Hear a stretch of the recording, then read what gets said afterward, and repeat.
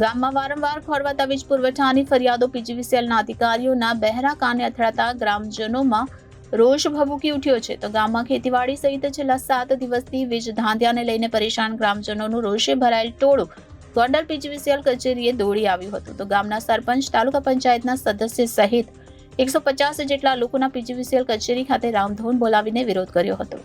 ગોંડલ તાલુકાના અનીડા ભાલોડી ગામે પીજીવીસીએલ સામે ગ્રામજનોમાં રોષ ભભૂકતો જોવા મળ્યો છે. ગામમાં વારંવાર ખોરવાતા વીજ પુરવઠાની ફરિયાદો પીજીવીસીએલના અધિકારીઓના બહેરા કાને અથડાતા ગ્રામજનોમાં રોષ ભભૂક્યો છે. તો ગામમાં ખેતીવાડી સહિત છેલ્લા 7 દિવસથી વીજ ધાંધ્યાને લઈને પરેશાન ગ્રામજનોનું રોષે ભરાયેલ ટોળું ગોંડલ પીજીવીસીએલ કચેરીએ દોડી આવ્યું હતું. તો ગામના સરપંચ, તાલુકા પંચાયતના સદસ્ય સહિત 150 જેટલા લોકોના પીજીવીસીએલ કચેરી ખાતે રામધૂન બોલાવીને વિરોધ કર્યો હતો. ગ્રામજનોએ વીજ ધાંધ્યાને લઈને પીજીવીસીએલ કચેરીએ ઉગ્ર રજૂઆત કરી હતી. 4 દિવસમાં ગામમાં વારંવાર ખોરવાતો વીજ પુરવઠાનો પ્રશ્ન હલ નહીં થાય તો ઉગ્ર આંદોલનની ચીમકી પણ આપવામાં આવી હતી. ગોંડલ તાલુકા પંચાયત સભ્ય હિરેનભાઈ ગામી અનીડા ગામમાંથી આજે એક રજૂઆત મળી હતી મને. તો બધા ત્યાં ગામમાંથી ભેગા થઈને આજે પીજીવીસીએલની ઓફિસે આવ્યા છે. એક પ્રશ્ન જે વરસાદી માહોલ ચાલી રહ્યો છે તેમાં વારંવાર એક સાંજના ટાઈમે કે જ્યારે જે ટાઈમ છે એવો ટાઈમ છે ત્યારે ખેડૂત મોસ્ટ ઓફ ગામ આખું ખેડૂતની વસ્તી ધરાવતું ગામ છે. તો એની અંદર એ ટાઈમની અંદર બધાને જમવાનું હોય છે, કોઈ ઢોર પશુપાલન છે તો એનું હોય છે બધું, અને પ્લસ નાના મોટા બિઝનેસ હોય છે ત્યાંના ગામના પશુપાલનને લગતા ડેરીના બિઝનેસ છે. તો એમાં એક અઠવાડિયાથી જે દર વખતે લાઇટનો પ્રશ્ન જે છે એ છે. અને બીજા નંબરમાં જો એની ફરિયાદ પીજીવીસીએલની ઓફિસે કરવામાં આવે તો અહીંથી અમને કોઈ જાતનો પ્રતિસાદ કે કોઈ જવાબ નહોતો મળતો. ગામમાં જે હેલ્પર છે અમને અત્યારે ત્યાં હેલ્પરની જે ફરજ બજાવે છે એ ભાઈની બહુ જ બેદરકારી રહે છે કે એ ફરજ એની ફરજ પ્રત્યે. તો એને વારંવાર જાણ કરતા એનો ફોન કોઈ પ્રકારનો ફોન રિસીવ નથી થતો. ગામજનો હારે ગેરવર્તન કરે છે. બીજા નંબરની અંદર એને વારંવાર ઉપરથી ભાઈ સૂચના આપેલી છે કે ભાઈ તમે તમારું કામ કરો. તો દર વખતે કામ કરે તો એવું કહે છે કે હું બીજી જગ્યાએ છું, જોબમાં આ જગ્યાએ છું, તો એવું પૂરતું કામ નથી મળતું. અમારા ગામની અંદર અત્યારે આશરે 2000ની વસ્તી છે, પ્લસ એની હારોહાર આજુબાજુનો વિસ્તાર છે એ ઇન્ડસ્ટ્રી ડેવલપ થયો છે. જેની આજુબાજુના વિસ્તારમાં અમારે ગુંદાળા ગામથી ચાલુ કરીને આમ ડૈયા ગામ સુધીની અંદર અનેક કારખાનાઓથી માંડીને અમુક મજૂર વર્ગને લગતા ઘણા પ્રશ્નો છે કે એની અંદર અત્યારે લાઇટનો પ્રશ્ન એવો છે કે એની અંદર વસવાટ જેટલી અત્યારે ગામની વસ્તી છે ને એટલી જ વસ્તી અમારી ઇન્ડસ્ટ્રી એરિયામાં છે.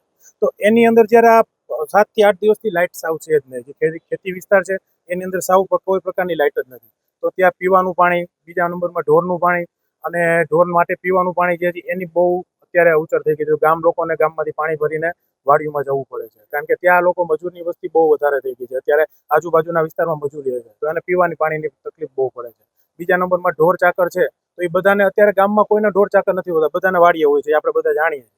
તો ઓલ ઓવર તમે જોવો તો ઢોર ચાકરને પીવાનું પાણી કાયમી માટે એક અઠવાડિયાથી પાણી નથી, તો કોઈ જગ્યાએ પાણીની વ્યવસ્થા ન હોય એવું તો એને પાણી પાવા માટેની બહુ વ્યવસ્થા અત્યારે એવું થઈ ગયું છે. બીજા નંબરની અંદર વસ્તુ તમે એમાં જોયો તો અમારે અહીંયા 66 કેવી અનીડા 66 કેવીનું જે આખું જેટકોનું સંચાલન કરે છે તો એની અંદર જે કર્મચારી અત્યારે નોકરી કરે છે એની બહુ બેદરકારી રહી છે કે ગામમાં કોઈ પ્રકારના ફોલ્ટ વગર કોઈ ટ્રીપ આવે તો અડધો કલાકની હાજર નથી હોતા. તો માઇનર ટ્રીપના હિસાબે અડધો કલાક લાઇટ નથી હોતી.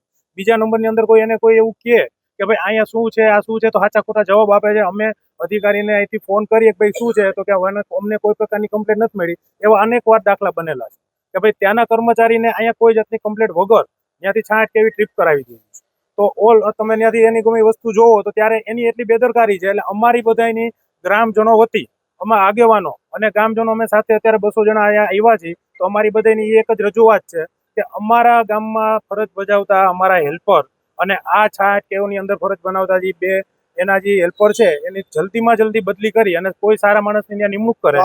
અને 4 દિવસની અંદર જો અમે આ લોકોએ સાહેબ અમને 4 દિવસનો વિશ્વાસ કર્યો કે 4 દિવસની અંદર તમને હેલ્પર અને જે આ લાઇટનો પ્રશ્ન છે એનું સોલ્વ કરી દેશું. તો 4 દિવસમાં આ અમારો પ્રશ્ન ઉકેલાશે નહીં તો અમે આખું ગામ ભેગા થઈ અહીંયા પીજીવીસીએલની ઓફિસે અમે અહીંયા બધાય શાંતિથી અમે આંદોલન કરશું.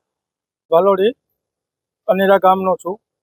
અમારે આજ 7 દિવસ થયા ખેતીવાડીની હાવ લાઇટ આવી જ નથી, સિંગલ ફેઝ પણ નહીં.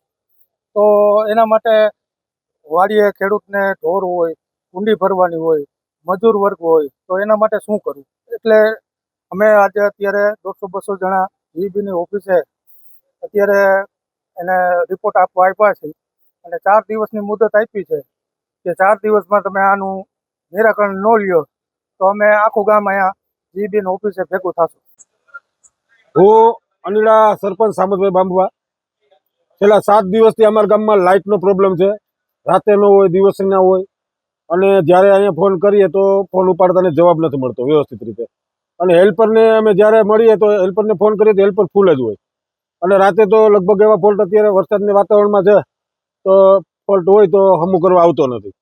60 કેવીના જે કર્મચારી છે તે પણ ઉતરતા વર્તન કરે છે. અને આજે અમે જે માંગણી અમારી છે, આજે ગામમાંથી 150-200 જણા અમે રજૂઆત કરવા આવ્યા છીએ જીબીએ. તો 4 દિવસની અંદર જો અમારી રજૂઆતની અમારી માંગણી પૂરી નહીં થાય તો અમે અમારું ગામ બૈરાઓથી માંડી છોકરા અને આખું ગામ અહીંયા અમે ધરણા પર બેસું. અમે 4 દિવસની અમે મુહૂર્ત માંગી. Bureau report Janadesh news Gondal.